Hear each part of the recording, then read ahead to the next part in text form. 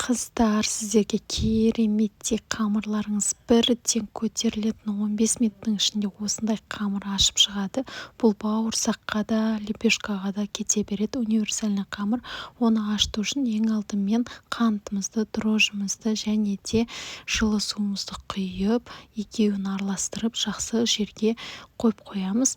Дрожжи өзі реакция беріп, андай көтеріле бастайды. Суық құйып қатырып тастамаймыз, ыстық су құйып күйдіріп жібермейміз. Міндетті түрде жылы су құятын болыңыздар. Міне осылай болып көтеріліп шығады. Енді осыдан кейін електен ұнымызды өткізіп бір ыдысқа дайындап алатын боламыз.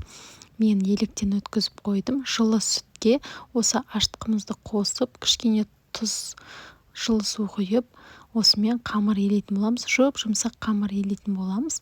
Басында қамыр бірікпейтін сияқты болып көрінеді, бірақ шетінен осылай араластырып отырып, илеп, жақсылап иін қандырамыз. Бірнеше рет қайтарып илегеннен кейін кішкене үстіне сұйық май құйып жібересіздер. Содан кейін осындай жұмсақ қамыр шығады. Болды, осыны жылы жерге қойып қойсаңыздар, 15-20 минуттың ішінде қамыр көтеріліп, әдемі болып шыға келеді. Осыдан бауырсақ та жасасаңыздар болады, нан пісірсеңіздер де болады, керемет болып шығады. Жасап көріңіздер, рецепт ұнаса сақтап алыңыздар.